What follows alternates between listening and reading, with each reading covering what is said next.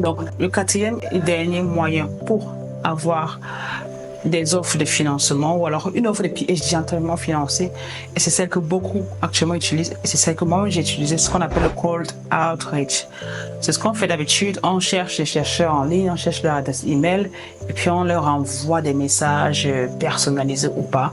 Beaucoup envoient des messages non personnalisés. Et qu'est-ce qui se passe? Il n'y a pas de retour, c'est du silence, des lettres muettes. Mais si tu suis une méthode très définie, c'est que je propose l'accompagnement Elite Research Accelerator Leaders Edge.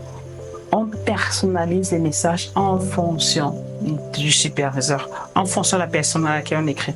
Et comment on le fait? Pour bien le faire, il faudrait que tu aies déjà identifié ton purpose, que tu aies les compétences, que tu aies travaillé pour pouvoir transmettre tout cela dans ton message. Si tu le fais très bien et que tu sais connecter ton message à la vision de ton superviseur ou alors de ce potentiel professeur, il se pourrait que la connexion se passe très bien dans le message. Qu'est-ce qui se passe? Tu as un retour, tu as une réponse positive ou négative. Négatif, la plupart du temps, c'est qu'ils n'ont pas la possibilité. Mais positif, souvent, c'est qu'ils vont vouloir en savoir plus sur toi. Ils vont te tester, soit lors de l'entretien, soit on te demande de faire des choses. Et en fonction de ta manière de répondre, ils pourront soit te donner la chance ou pas. Certains de ces professeurs ont déjà des fonds disponibles pour leur programme de recherche. Certains peuvent ne pas en avoir, mais ils vont chercher les fonds parce que tu es un bon chercheur, tu es un bon étudiant et on a tous besoin d'avoir des étudiants pour venir mener des travaux de recherche.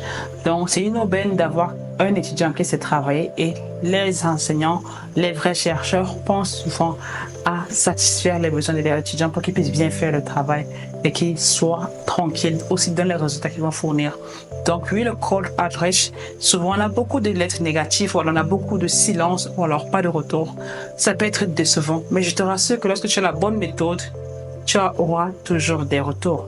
Tu auras toujours des retours. Peut-être que ça ne pourra pas être le retour que tu attends, mais tu auras toujours des retours.